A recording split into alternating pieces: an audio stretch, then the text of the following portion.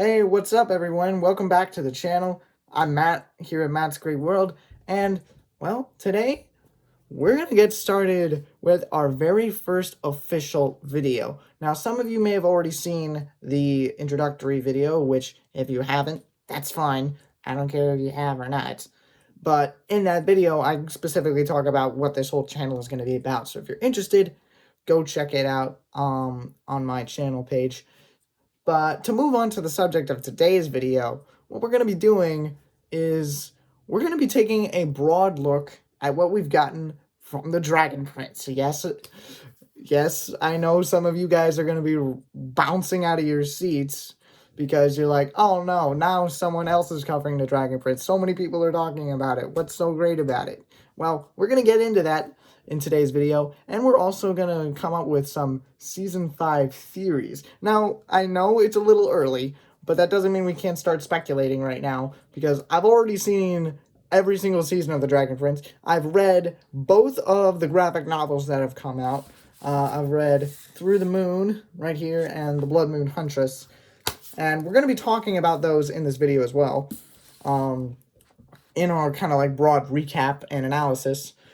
But then at the second half of the video is going to be about the theories towards Season 5. So without further ado, let's get into the recap. Let's go! So, The Dragon Prince is an animated TV show that was created by Netflix and Wonderstorm. The show was created by Aaron Ehasz, the former, I don't know if I should say former, but he's the head writer of Avatar: The Last Airbender, and Justin Richmond, who was the video game director for the Uncharted series. So, The Dragon Prince takes place in this, in the world of Xadia, is where this takes place. And in Xadia, you know, there's dragons, there's elves, there's humans, obviously, and a lot of magical creatures. It's an amazing, wonderful, magical place. But the continent is kind of divided into two sections. To the east is the magical lands of Xadia, and to the west, the 5 human kingdoms. And the reason for that is humanity started messing around with dark magic, and the dragons and elves didn't like that, so they kind of got kicked out of Xadia, and the continent's been divided ever since. And there's just been this ongoing cycle of revenge and war and death and all that.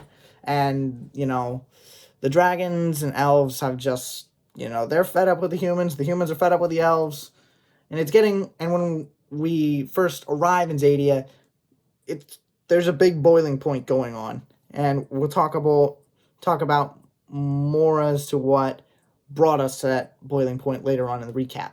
So, basically, where we kick off the show is we get introduced to our main characters after we get a monologue from Aravos, who is one of the main antagonists in the show, and we'll talk about him more later as well. And he kind of explains, you know, what's happened up to this point briefly, and, you know, introduces the 6 primal sources, you know, sun, moon, sky, ocean, earth, and the stars. And he also introduces dark magic as the reason why, you know, the continent's kind of divided in two. And then right after that, you know, there's a big storm going on, and we get introduced to our main characters. The first one being Rayla, who is a 15-year-old Moonshadow elf assassin who has been sent by the Dragon Queen to assassinate King Harrow and Prince Ezrin. And speaking of Prince Ezrin, he's the 9-year-old son of King Harrow and younger brother to Prince Callum, who's 15. Almost. At the start of the show, he's still technically 14. And Callum is voiced by Jack DeSena. Airbender fans, you know, he voiced Sokka. I haven't seen the Airbender TV show yet. I've seen the movie. I thought that was pretty good. Blast me in the comments for that all you want. But anyway, to get back on track, Callum is the stepson of King Harrow, and he just kind of doesn't know where he fits in. He's not very good at being a prince. Like, he's not good at, wielding a sword, getting on a horse, any of it. Like, he just doesn't really know who he is yet. And, we get introduced to them, and then we get introduced to one of the antagonists of the show, who is Lord Viren, or High Mage Viren.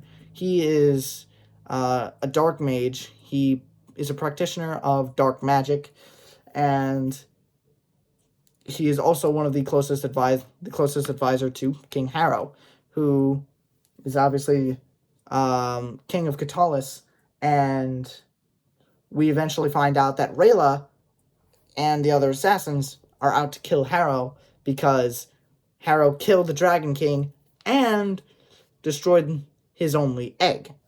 Now, that kind of sets a big that's a big problem, and that's like the big dilemma that's going on in Katalis, and they're trying to get ready for the inevitable attack, and they know that they can't, send for help from the border, so they know that they're kind of on their own, and Harrow kind of butts heads with Viren, because Viren wants to be able to, like, save Harrow using dark magic, and if you want to know how specifically, you can go watch the show. It's on Netflix.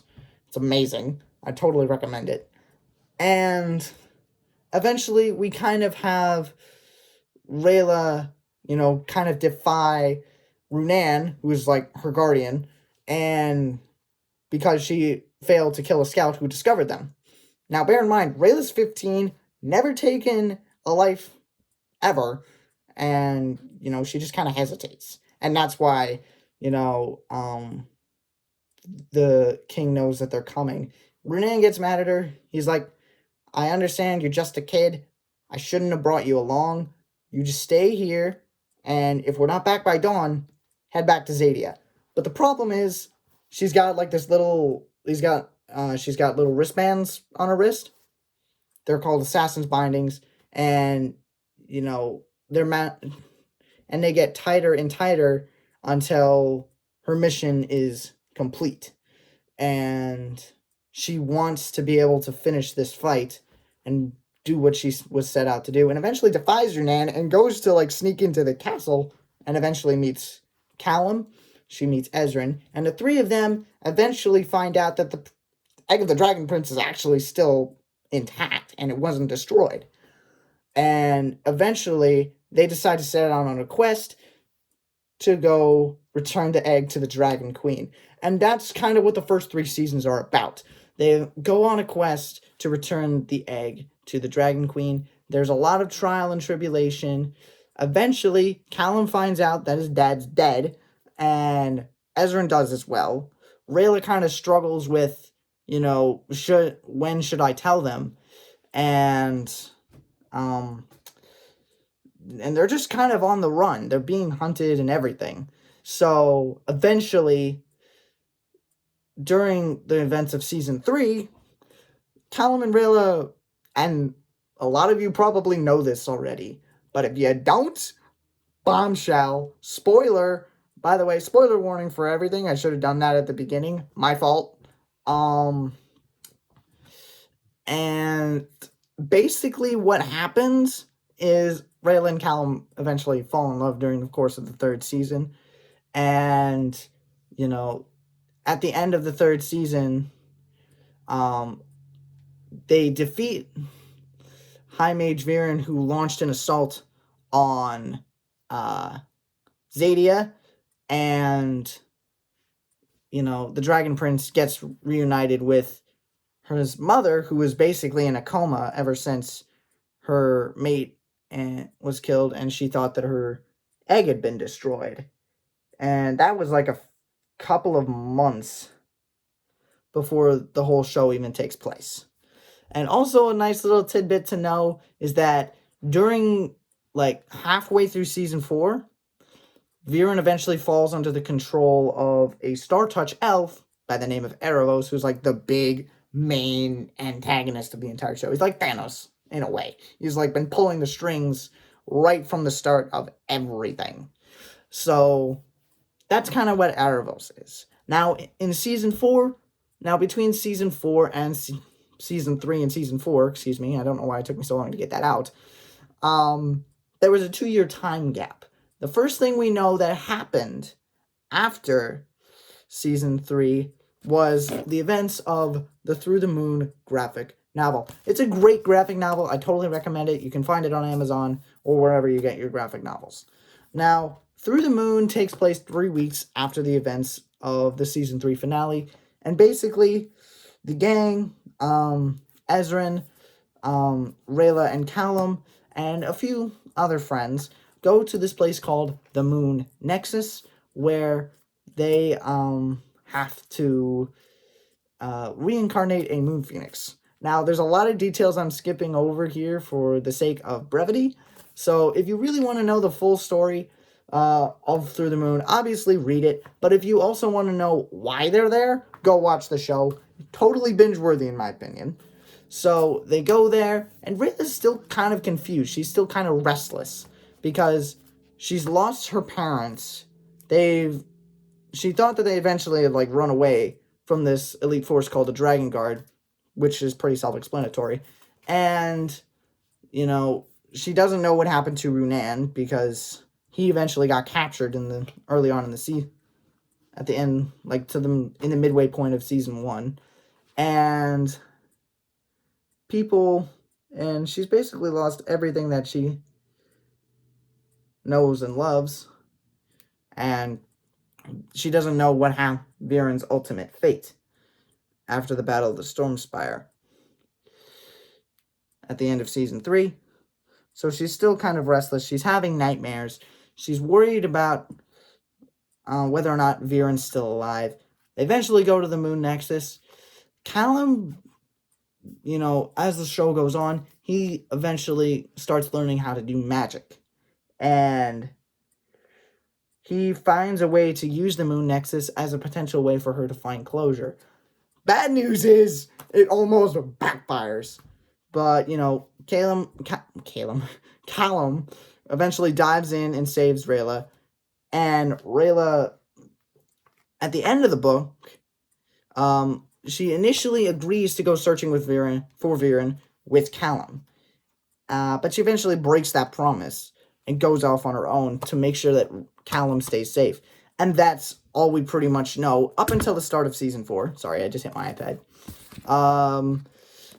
And it's been a 2-year time gap. So at this point, Callum is 17 years old. It's the 2-year anniversary of Rayla leaving, and the season kind of kicks off a little slow. The first episode, there's a lot of introduction. What's up with Callum? What's up with Ezran? And a lot more of the supporting cast. What's happened to Viren and his daughter Claudia, and where they've been at for the last 2 years. And we get introduced to some new characters.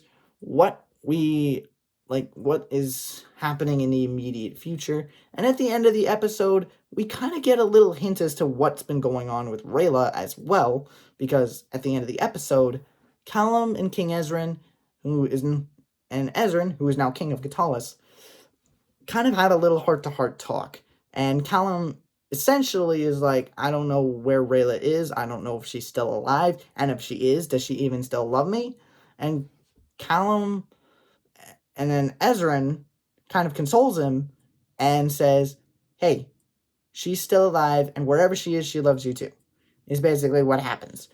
Second episode, it's a little bit more introduction to the B plot of season 4, which involves the Sunfire Elves and Callum and Ezran's aunt, General Amaya, and kind of the tension that's still there between the elves and the humans, even though there's a relative peace amongst everybody.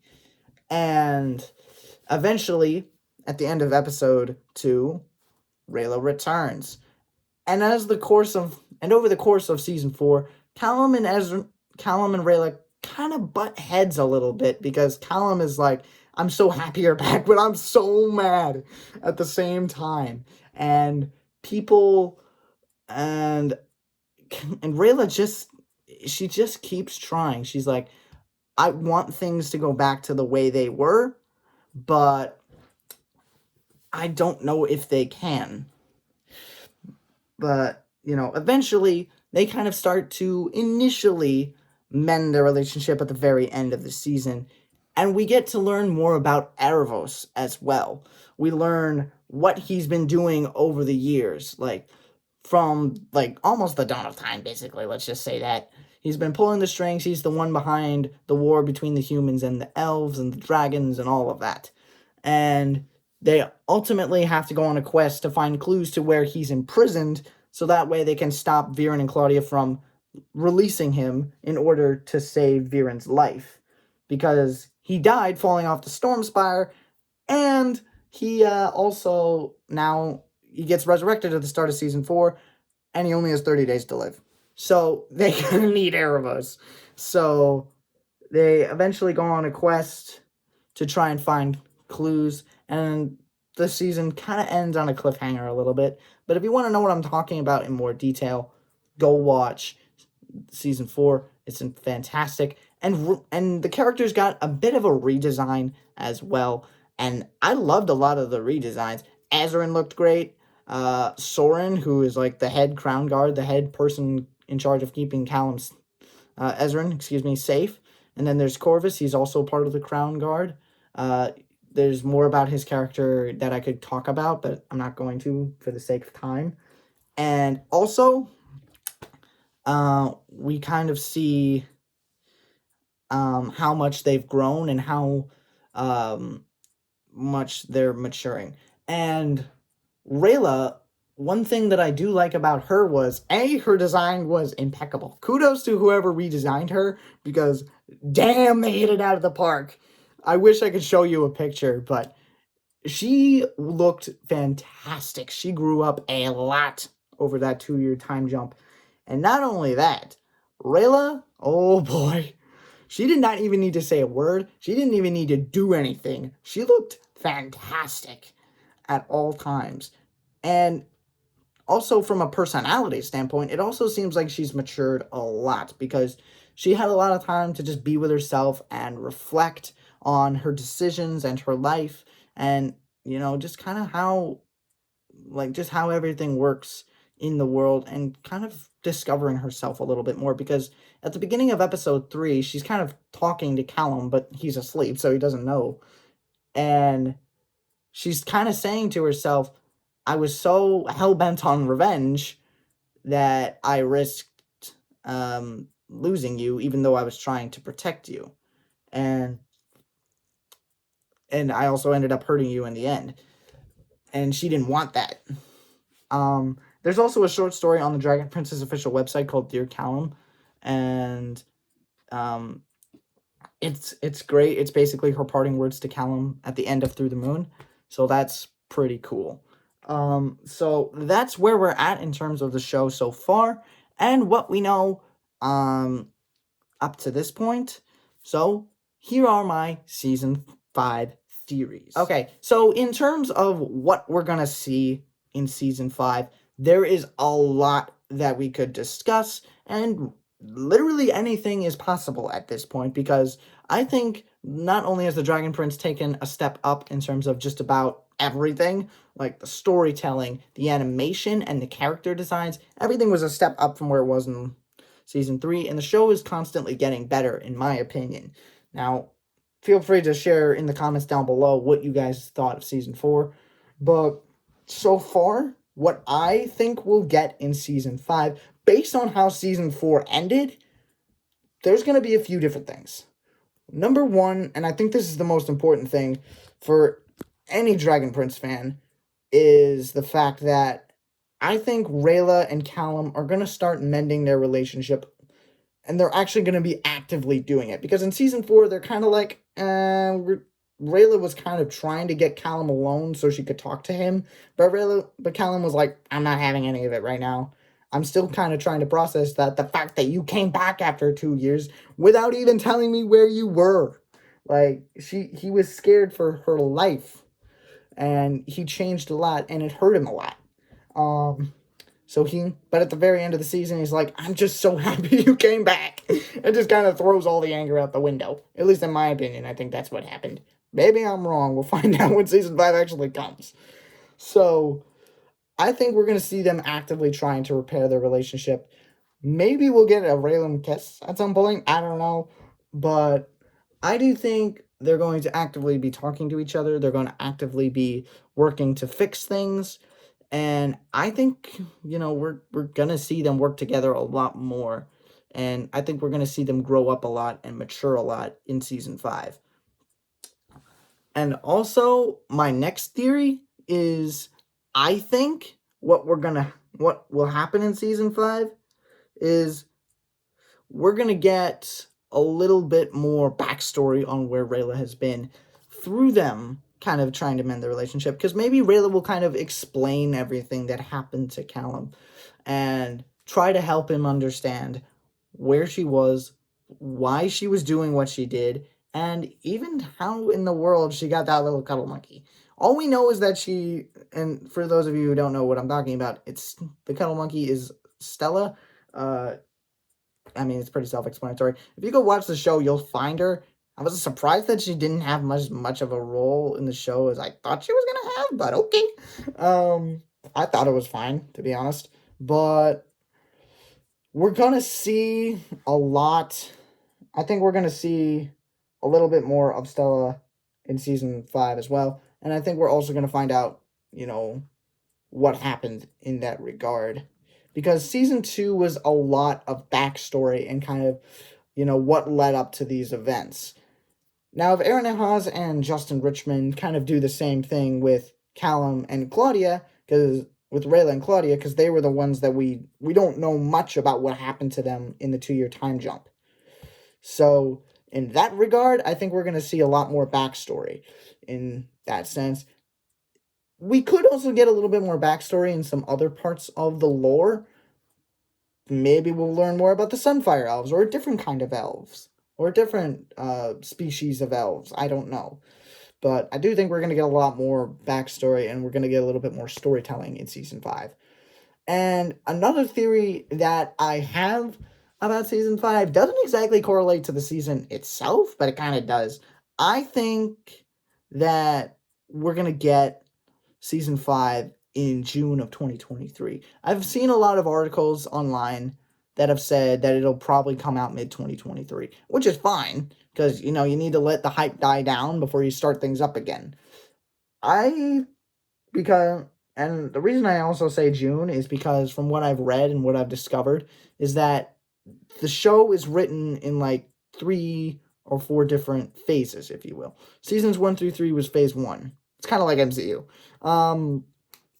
And seasons 4 through 6 are phase 2, and season 7 will be phase 3, and all the seasons are greenlit at this point. After seasons 1 through 3, Netflix greenlit every single other season. So there's going to be 7 seasons in total, and that's a lot of episodes to write. So I think Aaron Ehasz and Justin Richmond are working on that right now. Don't quote me on that because I don't know. So I think that's what we're going to get in terms of when we're going to get it. But I'm not entirely sure. But for whatever reason, June just feels like the ideal sweet spot for me. And, I could be completely wrong about that. But let me know when you guys think we're going to get season 5. Because I feel like June just, for whatever reason, seems like an ideal spot. Plus, the 3rd graphic novel, Puzzle House for the Dragon Prince, that follows Claudia and Soren when they were kids, is going to be coming out June 6th as well. So I think we're going to get it late June, possibly early July. So something in that realm. Now, it could be further down the line than what I'm thinking. It probably maybe won't even come out for like another year, like right around this time next year.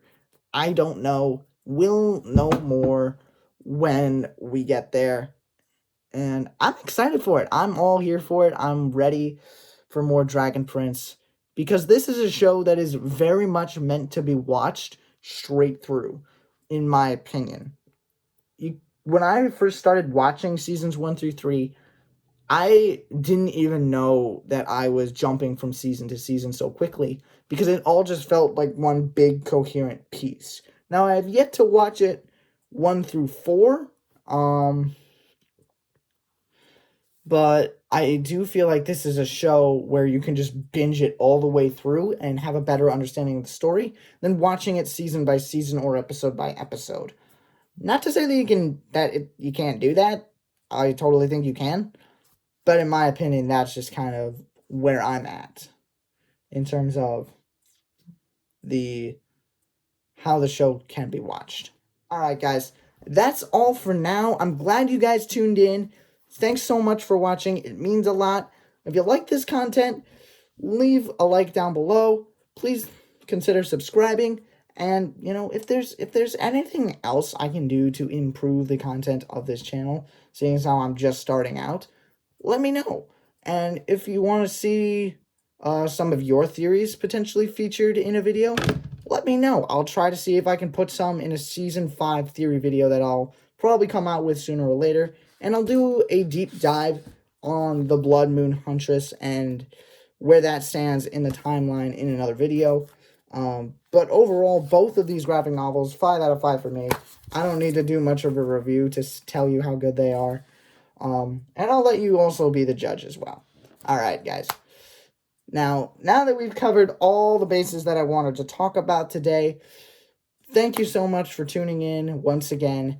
And, as always, feel free to leave feedback. I'm open to it. But, keep it make sure it's not positive criticism, but it's constructive criticism. That's the word I'm looking for. All right, guys. As always, stay warm, stay happy, stay safe. And I'll catch you in the next one. It's never goodbye. It's just till next time. See ya!